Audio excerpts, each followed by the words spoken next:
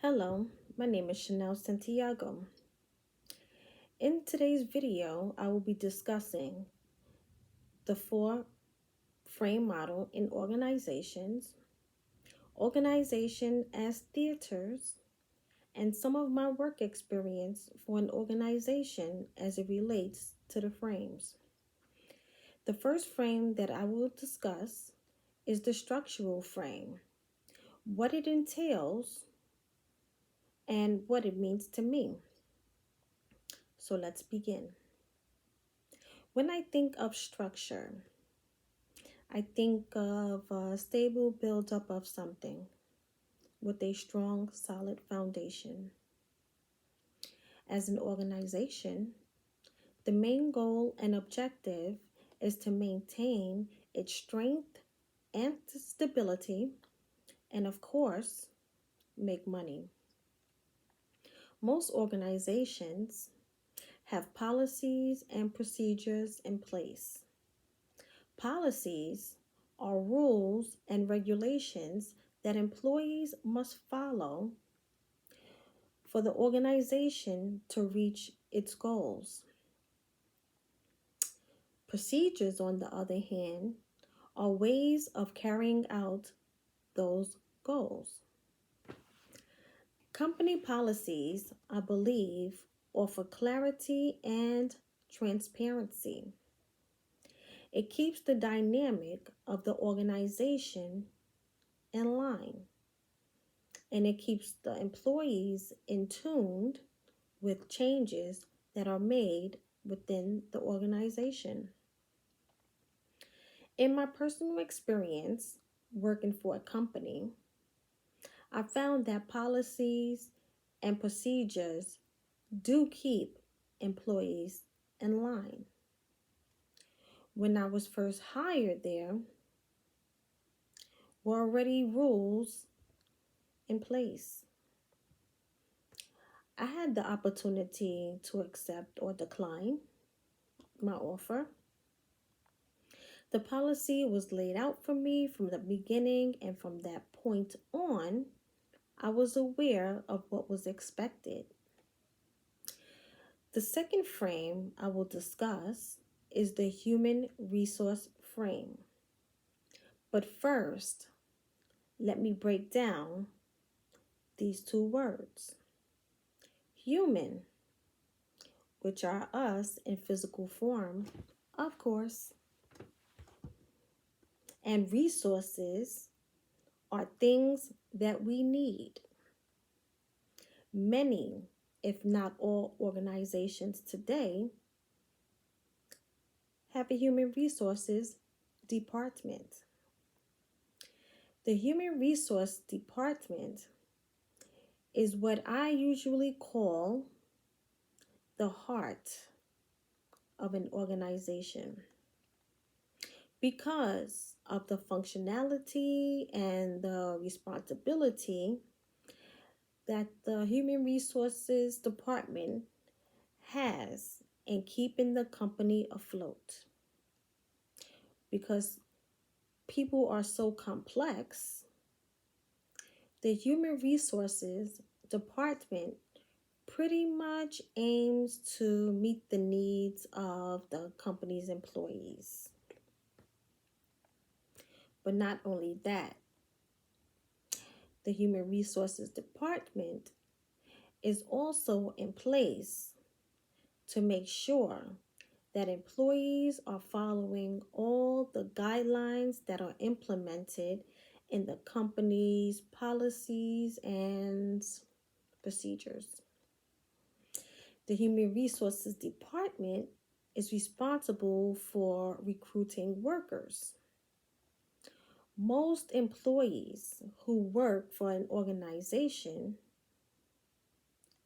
was hired through the Human Resources Department. Employees are usually placed in positions or departments by specializations, or where the recruiter may feel the employee would fit most comfortably and work efficiently and effectively in a department. Placing workers in a department where they can use their skills, I personally believe, provides high morale, productivity, and creativity. Employees who are able to perform tasks that they know best and have a passion for would enjoy working for the company and be most motivated and confident in their work. That is my opinion.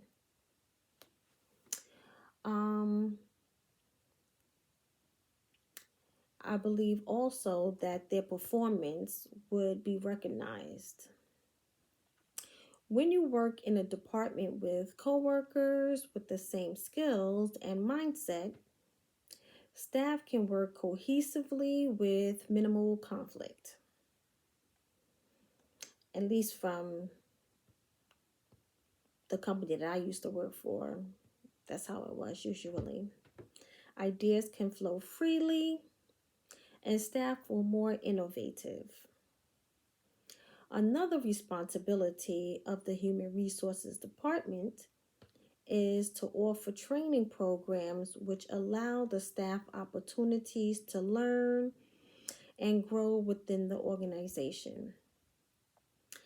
This to me is a good idea because if staff are receiving advanced training, they have a better opportunity to go into higher positions and make more money without seeking employment elsewhere, just looking for more pay or better wages, better opportunities.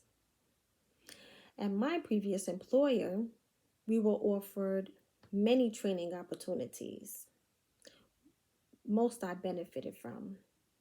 I was giving courses such as telephone sensitivity courses, which helped me with my understanding of different personalities and how to self-manage, have self-control, which is pretty much important as an employee. Great skills. I learned how to communicate with others and be empathetic to others. I was given multiple computer courses, and I was also given the opportunity to take classes for Spanish on Saturdays at John Jay College. Although I did not complete the course, I was grateful for the opportunity to advance. However, the Human Resources Department is also responsible for firing employees who are not in compliance with policies or procedures that are in place. The Human Resources Department is in place to deal with the complexities of organizations and oftentimes deal with conflicts that arise in the workplace, which leads to my next frame, the political frame. The political frame is an important frame and one that can be either the downfall of an organization or the factor of innovation in an organization. In the workplace, there are differences in ideas and opinions, beliefs. The differences in ideas, opinions, and beliefs could be amongst executives and stakeholders. executive and managers, management and employees and consumers, or even customers. Although conflict are at times looked at as a bad thing, it doesn't always have to be. Differences and ideas can be the basis of a dynamic creation of something meaningful, innovative, and also beneficial to the company and all that are involved.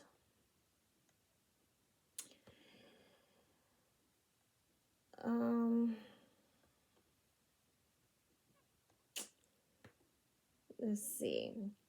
When there are conflicts or differences in ideas or opinion, and there is not a quick solution, negotiations or bargaining are often necessary.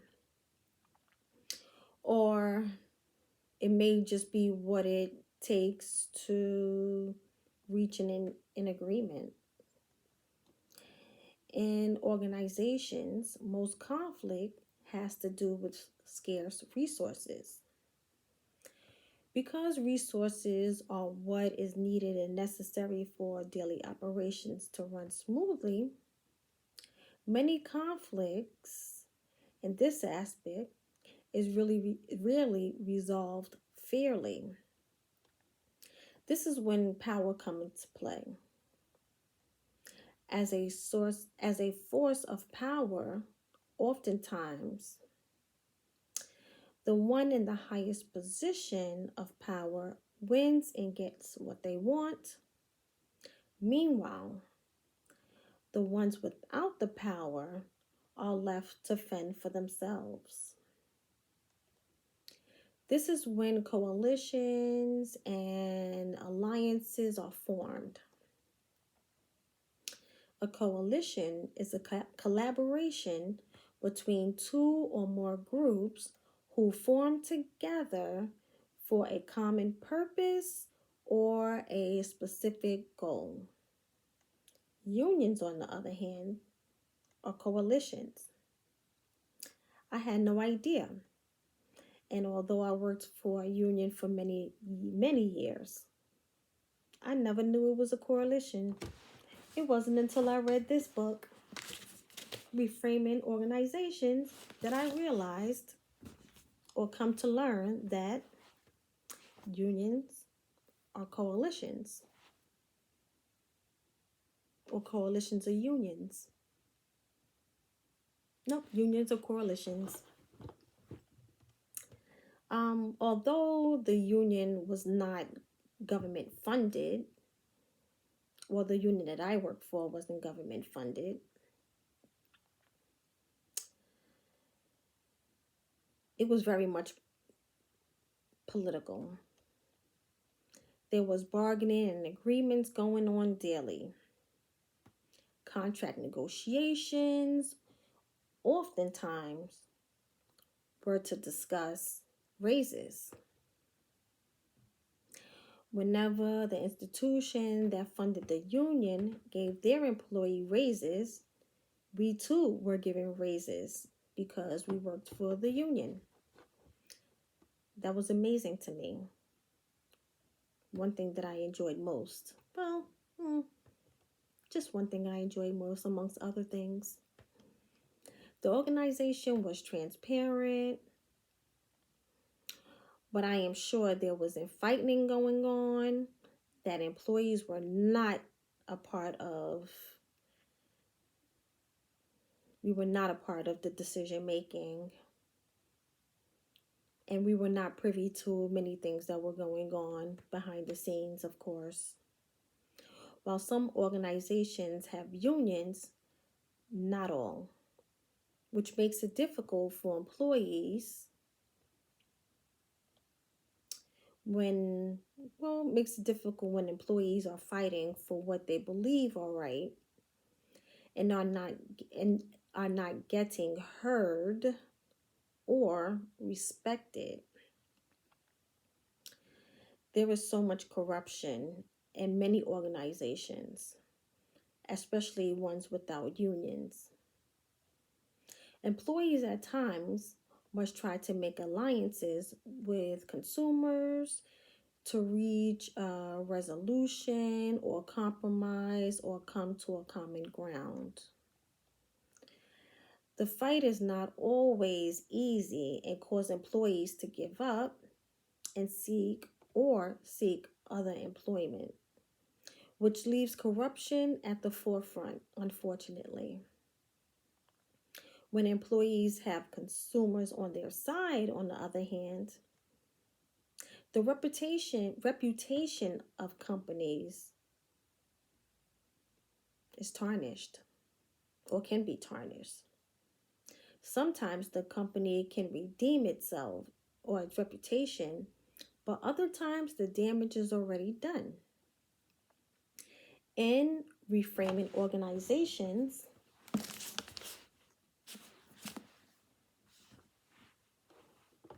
Walmart was not in the good graces at one point. They were not in the good graces with their employees, pretty much because employees were complaining about unfair treatment. Also, unions wanted to get involved, or employees wanted to form unions, but Walmart was against it. I guess that is how they, got away with the unfair treatment.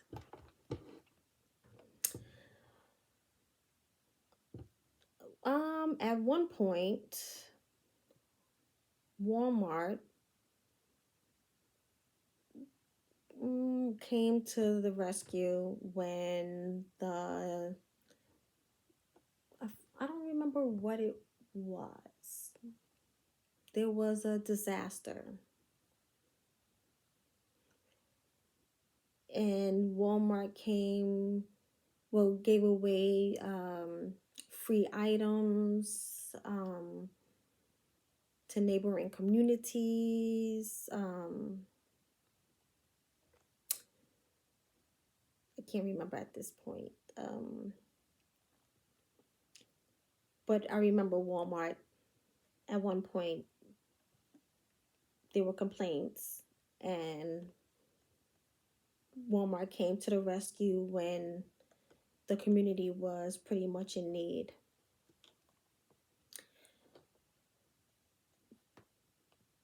This leads to my next and last frame, which is the symbolic frame. This frame took some time for me to comprehend, but I had come to realize and understand that there are symbols all around us.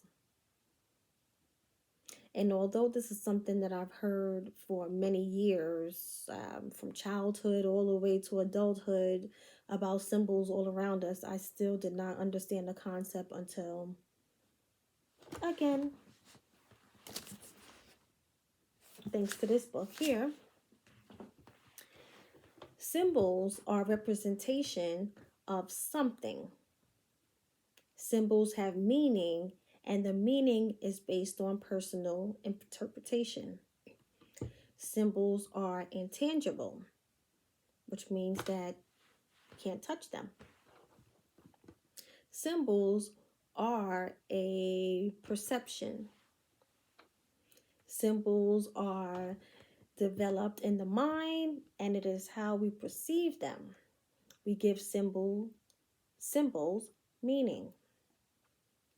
Companies whose purpose is solely to cater to the people it is in operation to serve have a better reputation than companies who have a main goal or purpose to just only make money, which are a lot of organizations today.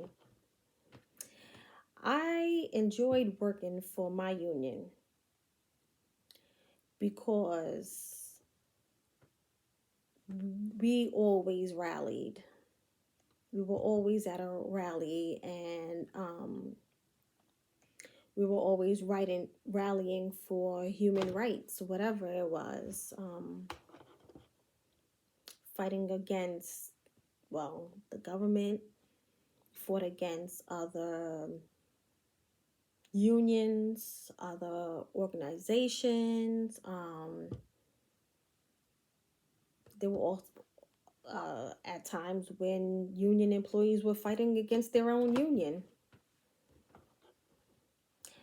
Um, we marched at Washington and even went to other states. That was the highlight of the company. That is something that we did often. That's something that the union to this day is known for and has been around since way before I was born. Um, Thousands of employees and New Yorkers who wanted the same results and to be a part of the fight would join forces with the union. That's what made the union so dynamic, and it was a very meaningful, purposeful place, organization to work for. It was the largest healthcare union in the world. I was a proud employee and always spoke highly of the company. The union took care of their employees for the most part, but in hindsight, the organization was political, and I do not always agree with politics. Organizations are money makers because of their clientele and employees. Oh, maybe I should just say because of their employees and clientele, since employees are the driving force of the company and the ones on the front line and face of the company. Because symbols give companies meaning. Companies have stories to tell, which is the driving force for high morale. When employees are working for a company who has a history and historical story, it creates an atmosphere as if staff is a part of a family or a culture. Employees want to work for a company that has meaning and transparency. A company that is doing something positive are more trusted. Um, Consumers are more trusting when doing business with positive, upbeat staff. Lastly, I want to give a brief description of how I view organizations as theater. The reason why I want to give a brief description on this topic is because it took a while for me to understand why an organization compares to a theater. But now that I understand, I would like to discuss it. In the workplace, we are all performers. We are all given roles that we are expected to perform. We are given rules to follow while in the workplace. We are given descriptions of our roles and are expected to follow them step by step. We are giving dress codes that are to be abided by while performing our roles. And we wear masks while on the job. Masks that most of the time we are unaware of. Self-awareness is important in the workplace.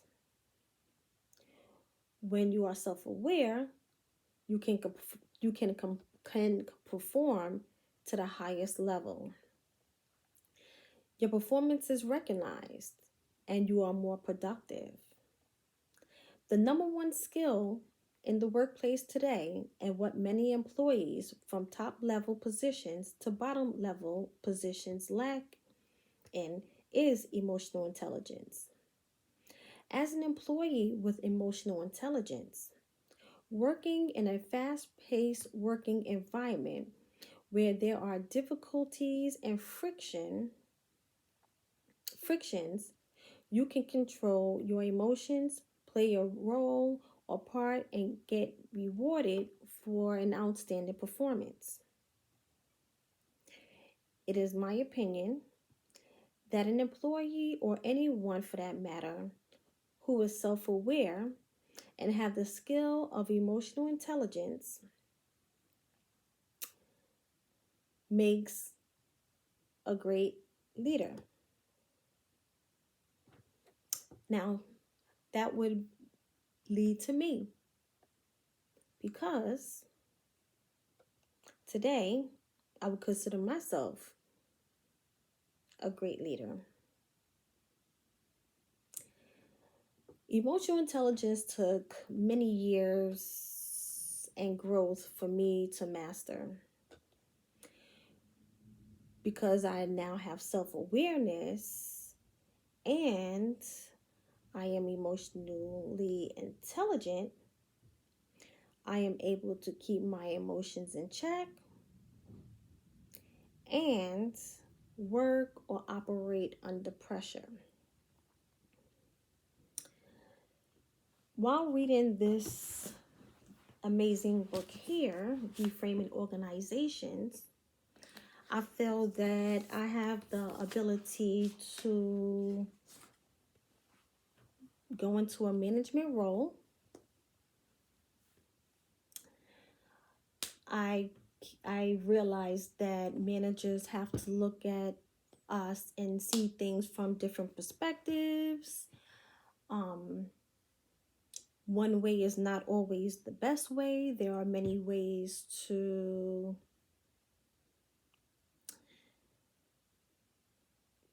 effectively have productive, well, perform in a productive environment, or be a productive leader. Um, I realized that I used to think that conflict and power was always a bad thing, but now that I have read this book, I'm starting to get more of an insight of different ways of being able to maneuver within an organization um, with the least amount of conflict. I realize the importance of being self aware, and how um, to be in a leadership position, it is important to have self awareness and be self aware. Um, I realize that there is so much more that I have to learn, and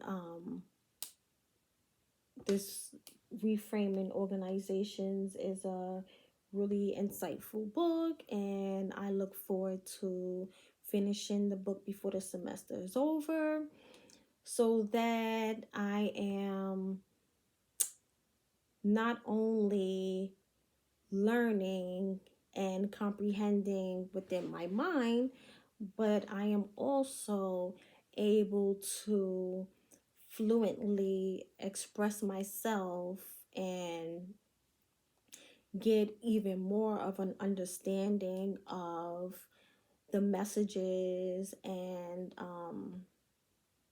the lessons that I will be able to apply in my future going into a leadership role. Um, so, yeah, thank you for listening.